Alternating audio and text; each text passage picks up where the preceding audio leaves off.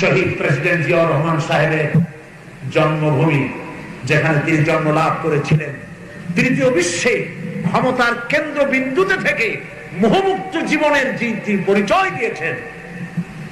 Third ওয়ার্ল্ডে, এই বিশ্বে বর্তমান সময় তার দৃষ্টান্ত এক বিরল ঘটনা।